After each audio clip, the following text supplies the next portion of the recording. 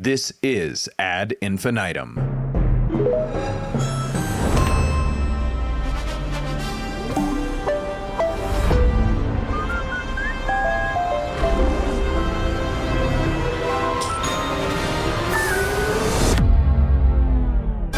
Ad Infinitum is the award-winning podcast solely focused on audio ads, the creatives who make them and/or the latest thinking that informs them, how the space is evolving, and, my favorite part, a roundup of recent audio ads with analysis by yours truly, Stu Redwine, and each episode's guest. This is Season 3, Episode 3 of Ad Infinitum, titled Sonic Justice. Today we're celebrating the bold, often irreverent world of local audio advertising. 800-588-2300 Empire. Today. No one looks good in handcuffs, unless you're into that sort of thing. You're killing me, Larry! Since sleep will beat anyone's advertised price, or your mattress is free! This is a special episode where we're not going to be breaking down other ads. We're really going to be drilling in on the story of one advertiser who's been incredibly successful by being bold with their messaging in audio. While national advertisers may favor safe, polished campaigns, local advertisers are not afraid to take risks because they have to. That's my opinion. And as we'll discuss today, playing it safe can actually be the most dangerous thing you can do. All right, let's get started. Let's face it. Playing it safe is the most dangerous thing you can do in advertising, not just in advertising, in a lot of things. Look, we get it. Safe feels, well, safe. But in reality, it's the fastest way to blend in and be forgotten. Playing it safe is risky. That's the title of a post from marketunist Tom Fishburne. I love his work. Dated August 19th, 2024, and he starts out by quoting Seth Godin. So it feels like the scene in The Office with Michael Scott quoting Wayne Gretzky. But here we go. Tom Fishburne quoting Seth Godin. We're all good at quoting somebody all the time. We're probably all quoting somebody all the time, right? Quote, I've always liked this insight from Seth Godin. If failure is not an option, then neither is success. Here's the thing. When you're not taking risks with your marketing, you have lower brand recall. Ads that don't stand out fail to differentiate, leading to poor recall and engagement. That's from Kantar 2021 and Byron Sharp. Weaker ROI, creative, emotionally resonant campaigns outperform safe, quote-unquote, ads, non-risky ads, in driving profitability and long-term brand growth. That's Benet and Field from System 1. Ad fatigue. Repetitive, generic messaging contributes to consumer desensitization, making bold campaigns essential to capture attention. That's from Ipsos 2024. And we'll talk about ad fatigue more later, but I would sum that one up with there's a sea of sameness, right? When everything is just meh, you've got to do something risky or bold to stand out. Missed cultural connection. Safe ads signal complacency, while boldness attracts audiences seeking relevance and innovation. That's Harvard Business Review 2020. So local advertisers know this better than anyone. They don't just play to win. They're really playing to not die. Finish him. It's the way that I look at it. And I think that's the big difference between someone like our guest today, Darren, and most chief audio officers, because most chief audio officers are an employee. And in my opinion, that immediately shifts the posture of the person to defense, not offense. This isn't always the case, but there is a gravitational pull in that direction, as opposed to the offense everywhere all the time of a founder. I've seen that time and time again, working with well over 50 founders on produced audio spots and television spots and many more on campaigns over the years at Oxford Road. That's what makes the local radio ads different. They're running offense all the time. The people in life that win play offense, not defense. These ads aren't safe. They're audacious, memorable, and undeniably effective. That's why we're focusing today on local advertisers who embrace creativity and take risk, and Darren Kavanoki's 1-800-NO-CUFFS campaign is the perfect example. Darren didn't start with a hit. His first ads were safer, more traditional, but when he leaned into bold creative sonic branding, everything changed. So we're going to explore why playing it safe is the real risk in advertising, how sonic branding builds trust and drives performance, and Darren's journey to finding the ad creative that finally turned the corner and delivered breakthrough results. Joining us is Darren Kavanoki, founder of 1-800-NO-CUFFS. Darren's journey as a legal advertiser is a masterclass in breaking the mold. After starting with safe, standard campaigns, Darren found success only when he embraced boldness and creativity in his ads. Today, 1-800-NO-CUFFS is a household name in California. proving that sonic branding and risk-taking can drive results and build trust like nothing else. Darren, welcome to the show. Thanks, Stu. Glad to be here. It's so awesome to have you here. Yeah, I guess before we get into more specific questions, the bit that I'm saying there about offense and defense, does that connect with you being a business owner? Well, I mean, there's so much to unpack. I just found myself kind of nodding along with the major premises that you articulated. I think they're all on point. Right before the show, you were having a conversation on this very idea of incentives, because that's what I actually think is going on with offensive and defense. I mean, what I can say is that in my experience, look, I'm a lawyer and I built a couple of different law practices, but becoming a lawyer brought me to my inner entrepreneur. Like, I don't know if you've ever heard the definition of a lawyer as a bright Jewish kid that sucks at math and can't stand blood, right? And so that was kind of the thing. My dad was a CPA. I knew I hated numbers. Like, he has like a Rain Man-like facility with numbers. 82. And I'm like, well, that's not me, but I was always good at debating stuff, and so I became a lawyer. So whatever, at the time that I grew up, it was like, come into one of these slots. Like, tech didn't exist. No university had a major in entrepreneurship. But what I always say is, like, becoming a lawyer brought me to my inner entrepreneur. And so this conversation that we're having is just my favorite conversation to have, especially where I feel like I can help other lawyers. Because I scaled my business, the 1-800-NO-CUFFs business. I scaled from starting as a solo practitioner, where I was literally, chief cook and bottle washer and in charge of making coffee and making copies and answering the phone, the whole soup to nuts. I scaled up to where I had, 40 employees all throughout the state, consistently over $10 million in revenue. So, going from a solo guy to that, it was just quite a journey along the way where I made a lot of expensive mistakes and figured out a lot of what you're talking about. But your point about offense versus defense, I think, is very well taken, because one thing I've observed with entrepreneurs, lawyers, and others is that there's so often can be a misalignment between what the owner wants to achieve as an objective and what the employees are carrying out. And so if you don't solve that through creative compensation plans and really taking care of your best people aren't going to stick around. And that's incredibly disruptive to a small, medium-sized business. And I know it's a little adjacent to the branding conversation, but, as a business owner, as an entrepreneur, I look at it, I've got a touch of the ADD. I don't know if you know this about me, but I'm pretty type A+, and I like bright, shiny objects. You're in the right place. Perfect. So for me, running my business, and I think what I'm about to share with you is applicable to any business, definitely service-based businesses. I've never done products, but I think this would apply to products too. But basically, there's 5 pillars. Think of a building with 5 pillars. Okay, I'm thinking of it. Something majestic like the White House. Yes, I don't know how many pillars they have, but whatever. So, right. Something of that I'm ilk, do right? like a rotunda, like a round building. Okay. Listen, it's your world. It's We all theater of just the get to mind. play It's it. the theater of Exactly. the mind. Okay, so the foundation of that is having the mindset of a CEO and understanding that it takes an entirely different set of skills and tools to go from being a good technician at something to being a business owner, right? So quick example, like I'm hammering nails for some guy on a job site and I think, why am I doing this for this dude? I'm going to open up my own contracting company. Or I bake pies. I love to bake. Strudel, scones, even apple pan dowdy. And I'm really good at baking pies. Why am I doing it for this horrible boss in this restaurant? I'm going to open up my own pie shop. Or a lawyer. Why am I billing hours for this son of a gun? And, I'm going to go hang my shingle and I'm going to now start my own law firm. So what most people realize and where they fall down and why this is so foundational is when you do that, you've got to shift your thinking to it's no longer about being the best hammerer of nails or baker of pies or even the best lawyer. It's now I'm the CEO of a small business. What are the skills and tools? What do I need to pay attention to? And what you need to pay attention to, in my mind, just very quickly, is these 5 pillars. So if something would cross my path that wasn't in these 5 pillars, it was a distraction, it was a bright, shiny object that I needed to avoid because of my ADD that I was talking about. You're looking puzzled. Stick with me here, Stu. I'm with you. What I want to say is I think that foundation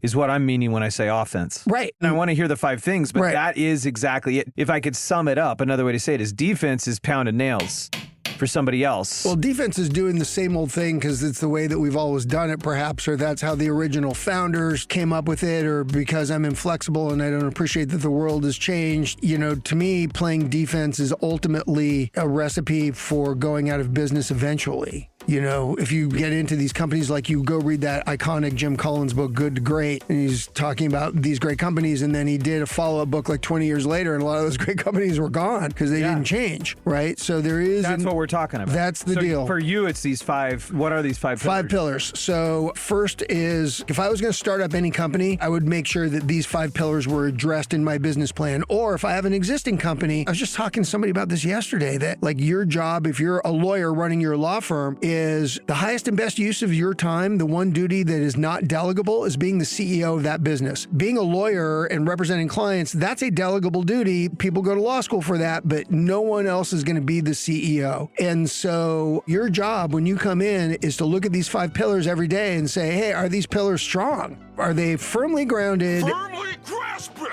And are my metrics good? And I'm a huge proponent of metrics drive everything. All your decisions need to be data informed or you're likely to go out of business anyway. Business, is one of my mentors loves to say, and shout out to Keith Cunningham, keys-to-the-vault.com. If anybody's looking for resources here, he does a great program called the 4-Day MBA so you can understand your financials. But, you know, Keith likes to say, just to quote somebody else, I know that's your thing, Stu. Yes. You know, business is not about guts and glands. It's not testosterone. It's an intellectual sport. And so I need to be data informed in making my decisions, not, oh, which way's the wind blowing and what am I in the mood to do? Because that will blow me up. But here are the 5 pillars. Marketing, to make the phone ring. 2, sales. How do I convert a ringing phone into a paying client? Sell me this pen. 3, delivery of my services.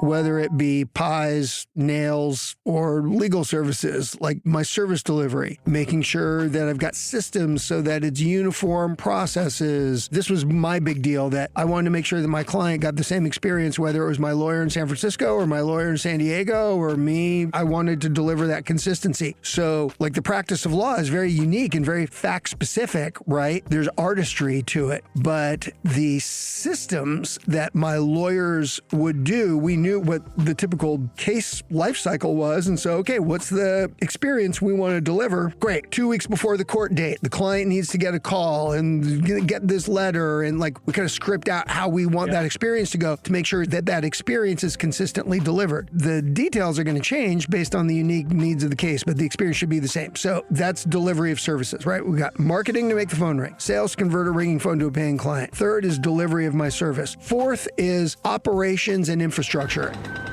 And this is not sexy stuff, but what do I need to make the first 3 things thrive? Typically, it's like a CRM and, you know, whatever my software programs are. And do I need a freaking copy machine? Like, who are the support staff that I need, right? That's operations. And the 5th pillar is accounting.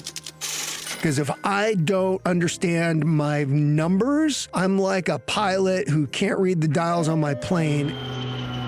And I'm not safe. You're saying if you don't know your numbers, you don't know your business. Okay, that's a more succinct way. I said the same thing, but with more words. That's Evan Goldberg at NetSuite. We had him in a founder's spot, and that was his tagline: marketing, sales, delivery, operations. So most of the chief audio officers are solely here. Now, ultimately, are they going to have KPIs and are they going to be reviewed and all of this stuff yearly or whatever? Could they be impacted? Yeah, but it's just not as direct as with you. So, but here's the deal. It would be great if people on the marketing team are sensitive to these issues so they can have thoughtful conversation. But what you're describing is really, you're describing the CEO's job, which is that the issue that you're describing is a compensation and alignment of interest issues that I don't know if it's the highest and best use of the chief audio officer to be solving those problems. It certainly is where the CEO should devote his thinking. So I recognized it that in my office, if I have employees, lawyers, who are part of my fixed overhead and they're being paid a salary, one way that I could organize my firm and pay my people is I pay those lawyers a fixed salary, a generous salary, but it's a fixed salary, right? And then the problem is that when a new case shows up in their inventory for them, and I'm not saying this would be conscious, I'm not saying they're like evil people, like exactly, but subconsciously it's, oh crap, more work for the same pay. Or on the other side, I knew a law firm, for example, that had 2 groups of lawyers. They had intake lawyers and they had, we'll call the going to court, working on the case lawyers, right? And the lawyers that did the intake earned no salary. They earned 10% of the fee, whatever the fee was. And the lawyers who were doing the work on the case earned no salary. They earned 15% of whatever the fee was. This was a firm that did criminal work, so they got paid up front in advance. Could you pay me in advance? And so when you had that, everybody's interests were aligned. Hey, we got to keep this client happy, because if the client, say, fired the firm and didn't pay the balance of the retainer, all the lawyers suffered an economic loss. Right. It's not just a set thing. Right. And then, of course, when I talk to my lawyers about, hey, would you like to shift this so that it's more entrepreneurial, right? It allows me as a business owner, there's certain pros and cons with that system. It allows me to dial in exactly what my margins are, because I can protect my margins if I know that my intake and my overhead with employees are these, exactly 10 and 15%. That allows me to forecast. And for the employees themselves, it aligns their interests, right? They're motivated to keep the client happy. The problem is, what I found is that my lawyers who chose to be employees as opposed to starting their own law firms, they like the predictability of a paycheck. And it's just a different personality type. What we finally hit on was a hybrid where they had a base and then they had some incentives that were built in, assuming that they did things to keep the clients happy and all of that. So my long-winded point is there's ways for the CEO to do this work and come up with, and this is the challenge of a CEO. This is why you make the big bucks, CEOs. You've got to figure out what's the best way to construct your business to solve this problem, because that may be different from a law firm to a pie shop to a whatever. Well, and that's where the difference that I hear between national advertisers and local advertisers on radio is just like, why is that? Like, why do you hear more of the cringeworthy, as some might say, tactics in audio with local advertisers? It's like, well, I know, especially from being at Oxford and working with these founders of direct-to-consumer brands over the years, like MeUndies, the MeUndies video that was so famous, 12 years ago. The guy's taking the gloves off. He's just being direct. What I want to dig into is your path to getting there. I think it goes back to that offensive and defensive point that you made, where when you get companies of a certain size where you are a national brand, it's almost like, you ever watch a football game where some team gets a big early run on the score? And then instead of doing what led to that success and playing aggressively, they start to play defensively and they shift. They play safe and then they lose, right? And so I think that's what happens in a company's life cycle. That's something to guard against when you transition from being a medium-sized company to a large company and you're now a national company. Like, how do you guard against that? But the premise is, look, doing lackluster, uncreative, non-memorable ads, no size business has a lock on creatives.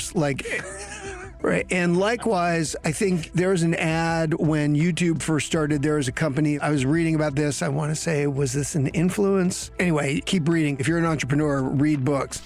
But Influence by Cialdini is a fantastic book. And I think he was the one, I could be mistaken in my attempts to quote and cite, but there was a reference made to a blender company. And they did this whole campaign on YouTube called Will It Blend? And they would just put different in their blender. And, the answer was most of the time you put a bunch of marbles in there, you get this finely ground dust. And people love to watch Will It Blend because it was engaging. It was interesting. And so I feel like that's the marketer's challenge. And it's not based on the size of the company. But I think what you find with smaller companies, founder-driven companies as opposed to shareholder-driven companies, the founder stories typically is somebody who had an entrepreneurial seizure. My back is against the wall. I've got, family. I've got employees relying on me. I got to jump in and do this. So I think that's why you kind of tend to see more risk taking done. And then also, don't get me started about cancel culture, but that's a real thing. I think that also impacts the risks that creatives are willing to take. And it feels like we're kind of on the other side of that. Well, just go please watch Bill Maher. He does a really good job articulating that. People are just very tired of walking on eggshells in this country. So take me back. How is radio even on your radar? So for me, there's a great book called Blue Ocean Strategy. And to very quickly summarize the book, it's the idea that most businesses fight it out in the bloody red ocean. And the reason this ocean is red is it runs red with the blood of the people that are competing for the fixed share of the consuming public's dollar, versus a blue ocean where somebody turns all that on its head and creates a lane for themselves where there's no competition, right? So one of the memorable examples from the book, think about the circuses. Circus Back in the day, there was Barnum and Bailey and other competitors of Barnum and Bailey who lost the fight to Barnum and Bailey, but like a circus was the same thing. It was a 3-ring circus. There was elephants. There were bearded ladies. There was a flying trapeze. You know, it was the same kind of deal, whether it was Barnum and Bailey or the competitors. And there were only so many dollars that the circus-going public was willing to part with, so it was competing for this fixed sum, right? Yep. Then along comes Cirque du Soleil and says, that's not what a circus is. Let me show you what a circus is, and just reinvents what a circus is and creates their own lane, right? And so for me, at the time I started getting into radio, the bloody red ocean was the internet. Everybody... Particularly for your category. In my category, yeah. And, you know, this was the beginning. I mean, look, I'm 58 years old. So as a lawyer, I first started getting into internet marketing in the late 90s. Fairly early in that's the beginning of the internet. It's the dawning of the internet era, right? So my thinking was, how do I stand out? How do I become more of a category of one? How do I become that blue ocean? You hung your shingle here in Los Angeles. Yeah. Are you doing direct mail? Are you doing newspapers? My first advertisement was a business card size ad in the Russian newspaper. My wife's from the Ukraine, and I'm ethnically half Russian, but yeah, I was born in Santa Monica, but you know, up the chain a bit. My grandparents came from Russia on my dad's side. And my wife, as I said, is Ukrainian. So I knew one thing about Russians, that they really know how to party. Right? You go to a Russian restaurant and there's a shot glass at every place setting. I'm like, so these are my people, you know, who are getting DUIs. So I placed a business card size ad in the Russian newspaper, and my wife and my sister-in-law helped me create like this phonetic so I could say things like, please hold while I get my translator. So then I could like get my wife on the phone, or like I learned how to say "Дай мне деньги," which is Russian for please give me the money. Show me the money! So, you know, that was my first foray into advertisement. Then I started getting in the internet early. And then ultimately I realized that, you know, everybody with a website could market online, and I wanted something that would be unique. And there was a lawyer at the time who had already kind of proven that radio worked. It was a competitor of mine, but I thought I had a better phone number and a better message. Although, not to get too far all over the field, but I'd acquired the phone number 1-800-NO-CUFFS a few years before I actually came to market with it, because I was so concerned about tracking. And obviously with a branded phone number, it makes all that murky. What was the path to get that number? Because that's really interesting too. Yeah, well, great question. But let me also just make this point about the 4-minute mile. I think this is applicable to entrepreneurs and marketers as well. You know, there was one lawyer who at the time, before Howard Stern went to Sirius, when he was on terrestrial radio here locally, there was a guy who, a DUI attorney that was advertising on Howard Stern. And I saw this guy's practice like blow up. When Howard Stern went to Sirius, that advertising had to stop, by the way, because Stern doesn't do lawyers and they only, you know, you can only buy national, right? But what that was for me, like, you know the story about the 4-minute mile, right?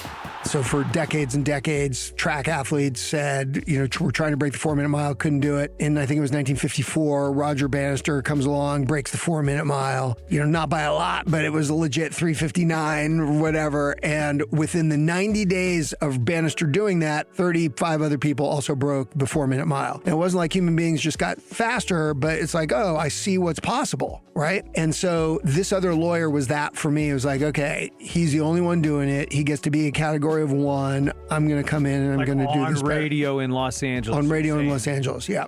So and you're listening just because you like to listen into the radio. Because I'm listening to Kevin and Bean in the morning and Howard Stern. That I respect and I get and I can see you're very data driven and you scour and you scan. It wasn't like it was part of like, okay, I'm going to be thinking about my marketing strategy now. What are all the different channels? No. I listen to the radio. This is the only guy on radio. Like it was kind of like that was more almost accidental magic. Well, it's funny because I think all these things, all these lessons that we're describing to try and help make somebody's path smoother, you only know these things in hindsight as an entrepreneur. It's like, it's only by looking backwards and going, okay, so how exactly did that unfold? Because like, I'll tell you about the story with the 1-800-NO-CUFFS, getting the phone number is totally unpredictable, right? So I was in my office, I still remember the moment, and I was looking to register my first domain name. And the Got Milk campaign was going on at the time, right? You know, Got Milk, and they had a radio campaign, Got Milk. Got Milk. And it would kind of have the same cadence. And I was thinking, like, what would be something that would have the same cadence, be in the criminal law space, and also be 7 letters so I could get the 800 number. And Got Blow? Got Milk. Coke? Exactly. And then I hit on No Cuffs and checked it, and domain name was available. Bam. I'm going to get 1-800-NO-CUFFS. So I registered the domain, and then I dial 1-800-NO-CUFFS, hoping to hear nothing, you know, that this number's available. And they answer the phone, hello, Polaroid.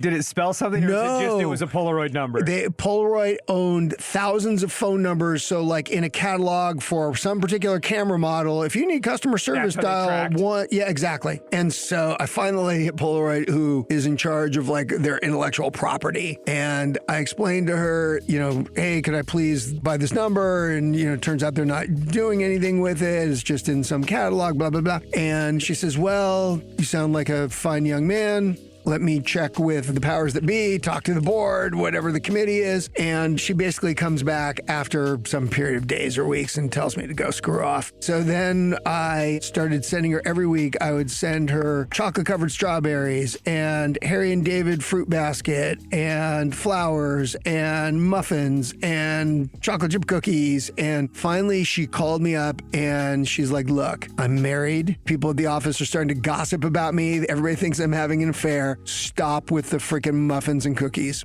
And she's like, you're not getting the number. Sorry. It's been nice meeting you. Have a nice day.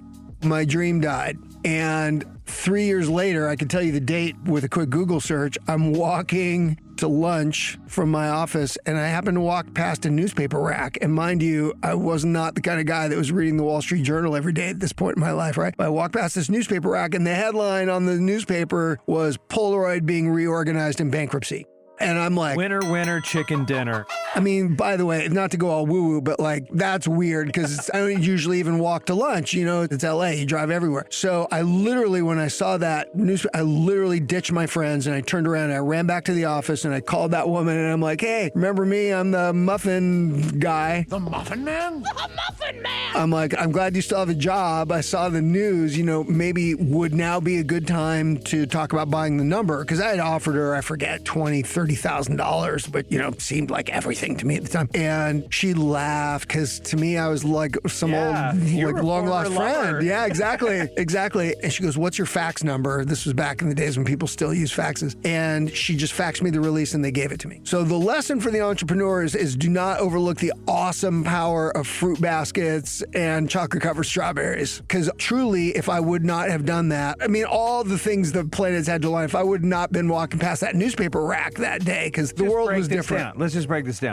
It's all offense. It's all offense. And then being willing to cancel plans, doing something same day. So it's all offense, from your charm offensive to you doing it right now, you running back and doing it now. And when you act in that way, when your posture's that way, you were memorable to her. You were distinct, and that phone number, memorable and distinct. So we've got the phone number. Now let's get into... Well, so I made some expensive mistakes along the way. So first thing is, before I even got that number, my first foray into radio advertising was I had an 866 number. And because remember, initially my dream died, right? I didn't get 800 no cuffs at first. So I'm like, okay, what am I going to get? And so I registered the domain name Got a DUI and I had the phone number 866 Got a DUI. And I launched my first radio campaign. I remember it was going into the holidays, which is the drunk driving season by amateurs. So I had the creative was, it was Santa getting pulled over. You hear the jingle of the sleigh and he gets pulled over for DUI and like Rudolph outs him as having one too many or whatever. And, the cop pulling over Santa is basically the creative, and put the phone number in the ad, 866 Got a DUI, and several times, obviously. And then a few months later, and it does nothing for me. I spent $70,000 on that campaign and I probably drove, $30,000 in business. And 3 months later, some number of months later, I'm at a lawyer conference and this lawyer comes running up and hugs me and he literally kisses me on the cheek. And I'm like, dude, what's up? And he said, thank you. Your radio ads are awesome. He owned the phone number 800 Got a DUI. And so all of my advertising dollars were driving calls after all, but it was just not calls to me. And so, I learned this very expensive lesson about if you're going to promote a toll-free number, in my mind, it's got to be an 800 number.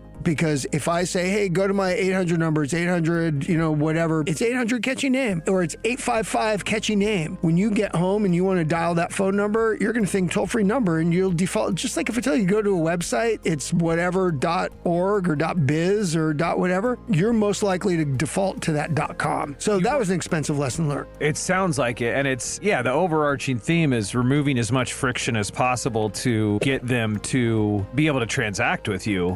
Or here's the lesson, just be smarter than that. But then there was definitely an arc in the creatives. There's an ad that turned the corner, and we'll listen to that in just a second. Just in brief, what got you up to this ad that turned the corner? Like, what's the long story short on, you heard the one guy, you finally get the number, you have the miss with the 800 number, the 866 number. Now you're actually starting to do 1-800 knockoffs on the radio. Right. What was the exploration or testing that got you to the turn the corner spot we're about to listen to? Well, it's a great question. Initially, I started doing and I think lawyer advertising in general can be very uncreative. Like, it's an area that's ripe for disruption, or where good, clear messaging, good branding can really carry the day. And there's an absence of that.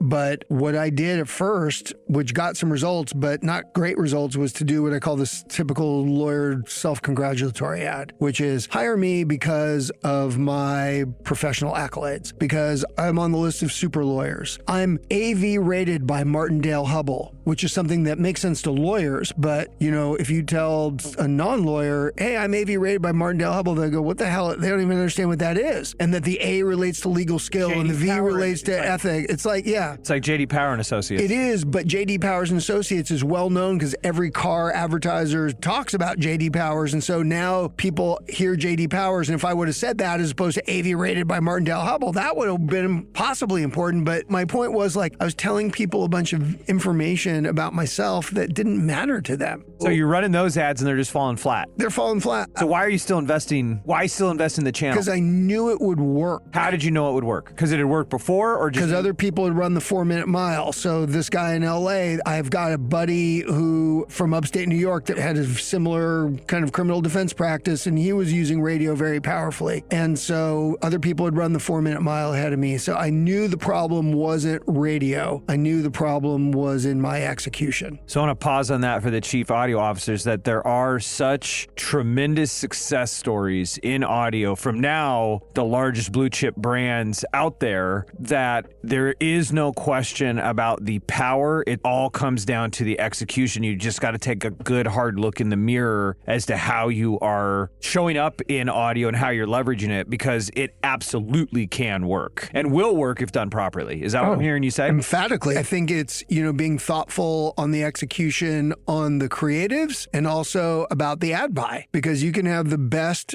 ad in the world, but if you're sending it to the wrong audience, who cares? So like, for example, going back to being metrics driven in the world of DUI cases, that was not the entirety of my practice, but that was the part of my practice that did best with media advertising, right? Because it's the most popular crime that there is, and it's the everyman kind of crime. Well, let's also say they're listening to it in their car. That's the other piece, is in the world of DUI, you got to have a car. Where do a lot of people listen to radio? They listen to it in the car. Also, we were at a certain price point where we certainly weren't the most expensive game in town, but we weren't the cheapest. We were kind of like, to use the retail analogy, like we were Nordstrom, right? It wasn't like a crazy expensive boutique, but we had the piano player and nice stuff. So we needed people that could afford to pay, the average fee for a first defense DUI case was like $6,000, right? So we needed people who had a job. So drive time radio was great because that's people driving to their jobs. And so we built the avatar of our consumer, right? And this is something to inform on the buy side. So I knew from the data that, the Pareto principle, that 80-20 rule, everywhere. It shows up everywhere, and it was all over this business as well. So for example, in my practice, 80% was DUI, 20% was other stuff. In the world of DUI, 80% of the arrestees are men, 20% are women. 80% are arrested for a first-time DUI. For 20%, it's a multiple offense DUI. 80% of the people give a breath test, 20% give a blood test. So I knew that my client was a male between the ages of 25 and 40 on the thickest part of the bell curve that has just been arrested for a first offense DUI and gave a breath test, because that's the 80-20 rule at play. So now once I know that, okay, then my media buy is going to reach that male. So that informed the buy. So that's why it was, for us, it was alt rock, it was sports, it was news talk. Are we talking iHeart here in Los Angeles? Were you working with the folks over at iHeart? I did. What did that look like? You walk in the door, I'm sure at first, we can place you in some breaks, Mr. Kavanoki, or had you already had some success? How big was your buy? And when did it unlock? So I ran my business such that it was less about the marketing budget, but it was about the client acquisition cost. And so for me, it was the ratio of marketing spend to gross dollars. So as long as I was getting a 3-to-1 return on my investment in terms of gross dollars, I would make that trade all day long and continue to market and market and market. And so were you doing that before you darkened the door of iHeart? No, we started with a budget, and I knew enough to know that if your budget is too small, you're just wasting your time. You got to put enough into it to give it a legitimate chance. It's got to have some repetition. And that's where I feel like there's cross-disciplinary, just being a human being and using your common sense of going like, there's got to be a minimum threshold. You know, we have something we hear all the time. Like you were saying, the police people hear all the time. I had 2 drinks 2 hours ago in the pre-show. We hear all the time, you know, if it works, I'll spend more. Yeah. But there's a minimum threshold, and it's important just to know what it takes to play and just look and see, like, you know, the big thing I'm hearing that you're saying for chief audio officers is like, here's one. If there are people that do exactly what you do succeeding in audio, you can succeed in audio. Right. And the idea that it's a competitive landscape, by the way, I paid no attention to that. None. It just shows that it works, and now it's just a creative challenge to do it better, to do something that's more memorable. And that was part of our journey as well. So many toils and snares. I'm sure there was more than just the, hey, let me beat my own chest to talk about how great I am. Right. The point is, you've got a keen eye on that 3-to-1 ratio. You knew that was your target. You're not hitting it. And then finally, you turn the corner with this spot. Let's hear it. This is the Legal Minute with super lawyer Darren Kavanoki, founder of 1-800-NO-CUFFS. Jason's on the line. Yeah, Darren, big-time fan of your TV shows. Hey, thanks for watching. I hope you never need to call us at 1-800-NO-CUFFS. Real quick question about DUI. If I get arrested, should I take the blood or the breath test? Here's the deal. If you are arrested for DUI, you do have the choice between a breath or a blood test. All things being equal, I prefer blood, and I'll tell you why. With a blood test, it can take more time to get, which may be helpful to your case. The integrity of the blood sample can also be called into question. But most important, there's just one needle stick. With breath, you actually blow into the machine twice. And why give the prosecutor 2 bites at the apple? It's a great question. Thank you so much for the call. If you are ever in trouble, call us at 1-800-NO-CUFFS. Because let's face it, no one looks good in handcuffs.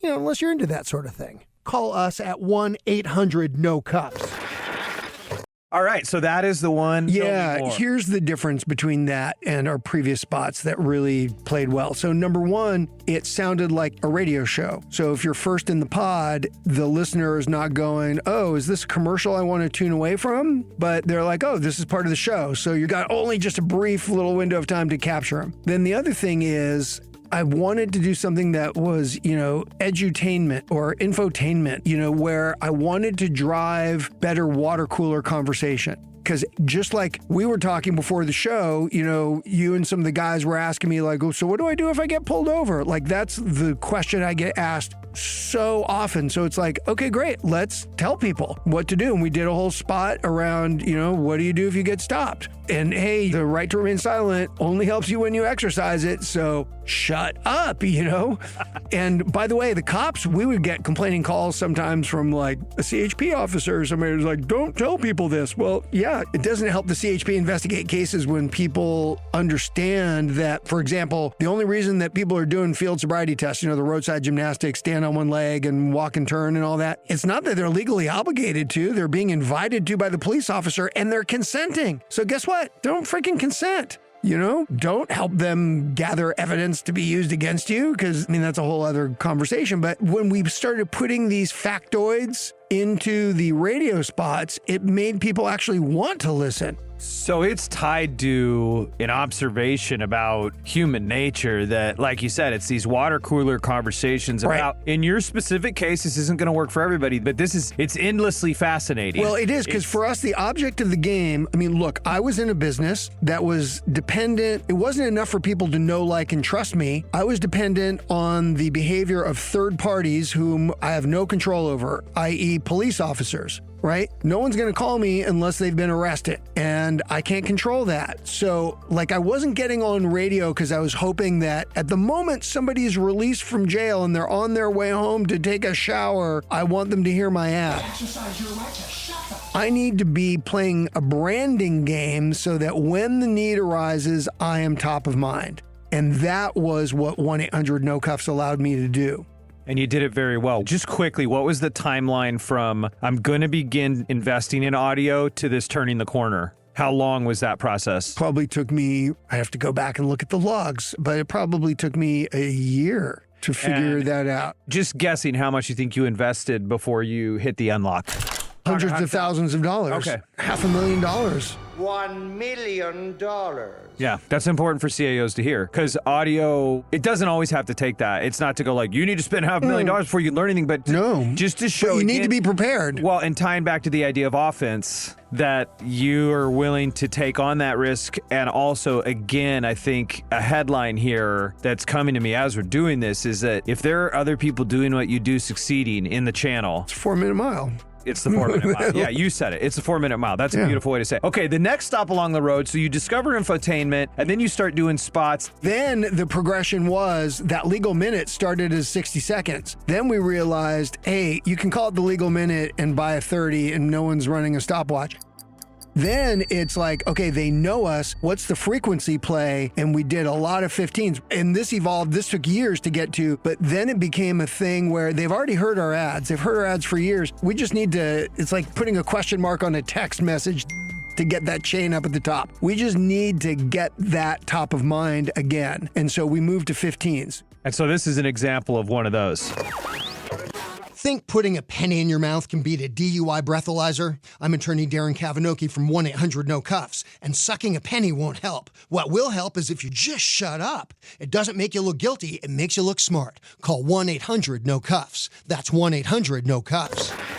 We were going to potentially listen to other local audio ads and like break them down with Audiolytics, which is the system we use at Oxford Road to grade ads. It's just, I'm like having a visceral response even listening. Like there's so much you're doing right in that. And I did run some of these ads through Audiolytics. Yeah. Our target is like a 90%. Your ads are scoring in the mid 80s. Like right in there at like optimum spot. And it's just like, yes, because this is what local radio advertisers understand. And seeing you, just hearing you right here, you know, you go, okay, I tried some different messaging. I knew it could work because I saw it the 4-minute mile. So now I'm going to try it out. I'm going to optimize my message and then having the view of it to go, oh, okay, now it's more about frequency and I can go down to a 15. Honestly, this is what's crazy to me, listening to this stuff before the show. I didn't even realize that was a 15. Yeah. If we just started talking about, oh yeah, Stu, I sent you those spots. Oh, and the penny in the mouth one is a 30. I would have gone, oh yeah, I just remembered that it was interesting. I remember the penny in the mouth thing, but it's interesting that the duration doesn't even matter. And then I think it's really cool hearing how you went from infotainment, it's the legal minute, and now it's the legal minute, but it's only 30 seconds, to now we don't even need to say that, but you're still using the same approach. Right. And one last thing I want to say is the way you come across is earnest and honest and real. Well, I think authenticity trumps polish. And there's an enthusiasm that founders bring that copyright readers or AI voices simply cannot. And it's funny because Alice hated my voice. And then people would say, oh, you've got such a unique voice for radio. To me, it sounds like scratchy, a little froggy. What, you know how it is when you hear your recording. Well, it could also be saying you're just not handsome. Boom. Roasted. Correct. That's the other. You've got a face made for radio. Yeah, My mom would tell me that all the time growing up. Yeah. But no, I think also the thing I love, I haven't heard those spots for a while, but the thing that I really love about it is it reminded me that for the 15s, we hit a formula. And the formula was ask a provocative question, because we love questions. As human beings, we love riddles. We love solving the riddles. And if I hear a question, I gotta wait for the answer. It's the same reason why if I'm flipping channels around, God forbid I see 30 seconds of like Dateline. Because even if I know the story, I have to see how they conclude the story, right? And so it's the same thing where if I ask a good question that is engaging, they want to hear the answer and they're going to stick around until they do. And so this was provocative question, introduction, like who the hell am I? And work the phone number in, answer to the provocative question, phone number. It just became formula. And then once we figured out the formula, then it's like, okay, how do we just wordsmith in as many provocative questions? And the most popular one was the 15 of shut the bleep up. Let's hear it. I'm attorney Darren Kavanoki, founder of 1-800-NO-CUFFS, reminding you to exercise your right to shut the up. It doesn't make you look guilty, it makes you look smart. 1-800-NO-CUFFS, because no one looks good in handcuffs unless you're into that sort of thing. 1-800-NO-CUFFS. So people loved the shut the bleep up. And that was just the most popular ad. Matter of fact, when we rotated in a different ad, sometimes people would complain to me, like, bring back the shut the bleep up. I just love that ad. Love that. And the other thing that I realized was the tagline. That bit, no one looks good in handcuffs unless you're into that sort of thing. And it's a bit of a voice inflection trick, right? It's to really get the double entendre of it. But what that did, it's funny because we left it in one time as a joke, just because I've got a sense of humor that my daughter is regularly embarrassed by. But to me, that was just like some funny stuff to leave in the ad. What happened was I realized very quickly that was the stickiest, most memorable piece in the ad. So it literally, that tagline, from the moment we realized that people loved it, like it never went away. But one of the things that tagline does, and I think here's a challenge for, founders or creatives, chief marketing officers, in that tagline, there's a world that gets communicated, which is that, hey, we're lawyers and what we do is serious, but we don't take ourselves so seriously. And most importantly, we knew that when people, especially when you're calling a criminal defense lawyer, you've had a bad day. Right? No one calls you a criminal defense lawyer because you're on a winning streak. And if you're in a car accident, you'll go to your boss at work and go, hey, boss, my neck's killing me. Do you know a good PI lawyer? And you'll ask all your friends for a PI lawyer. If you get arrested, you are not going into your boss and say, hey, do you know a good criminal defense lawyer? I picked up a DUI over the weekend, but don't worry, boss. Right? So we knew that we had to be approachable and non-judgmental. Like, we really spent time to think about how do we want to show up for people, right? Recognizing that people aren't calling us on their best day. And so that tagline, as much as somebody may go, that was just a goofy, funny tagline, there's so much that tagline communicates about what people are going to get when they call us. I think that I just can't underscore how important I think that tagline really is. The tagline is the opportunity to convey the ethos of your brand. And you do it well. And it's every time that I come across the most iconic and memorable Sonic logos or Sonic brands,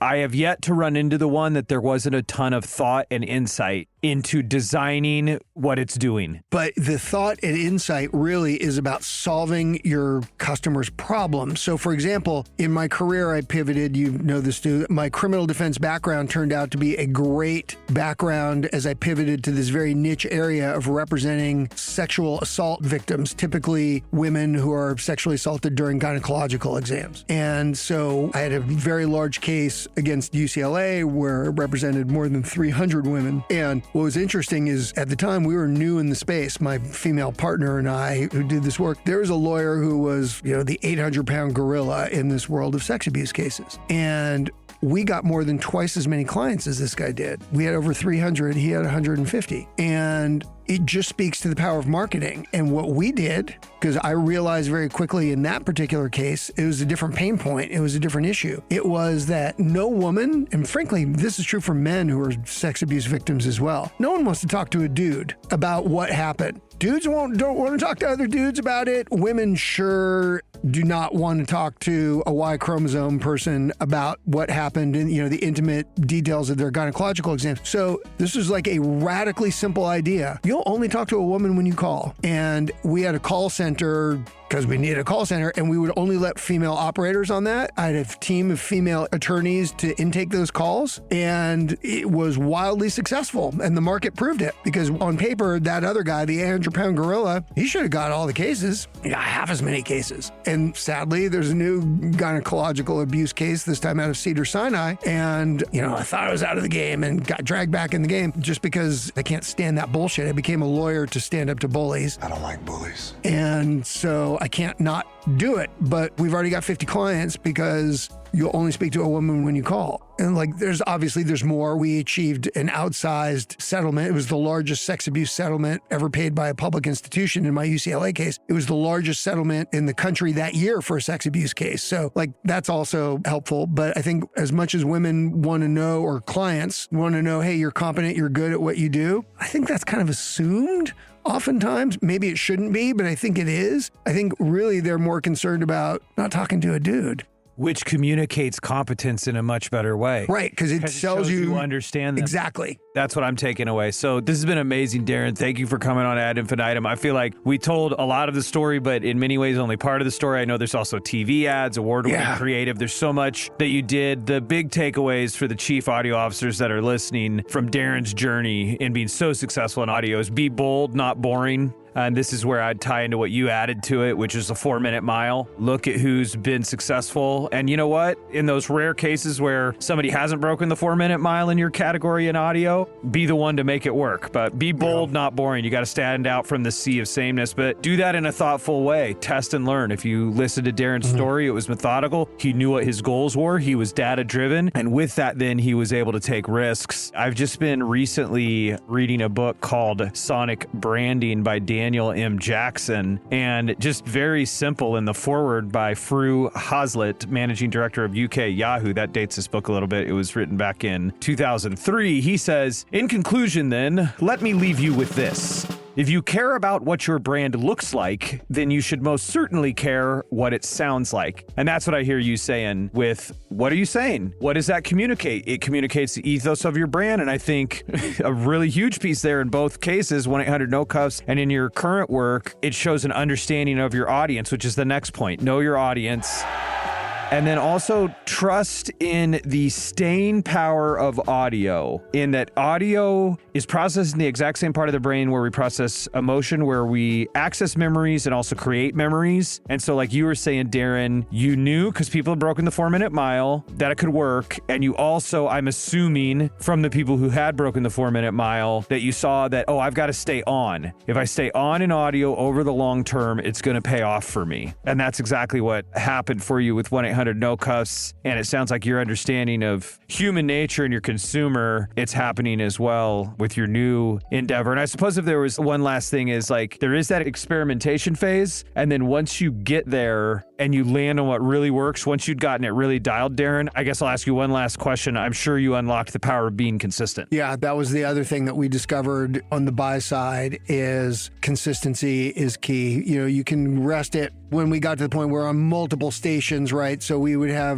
generally go 3 weeks on, maybe 1 week off on a particular station, and then we would alternate those break. So we were never fully off radio. That's because you understood its power and you were offensive in your approach to make it work. You went on offense and you reaped the benefit. Darren, this has been an amazing conversation. Thank you for coming on Ad Infinitum. Your journey from just initially making your, it's like, how did you become so successful in audio, Darren? I suppose one answer is one mistake at a time. Exactly. To wild success where people recognize and know 1-800-NO-CUFFS. I'll even say if you ask Chat GPT for the most iconic advertisers in audio over the last, I think I said 40 years, 1-800-NO-CUFFS was on that list.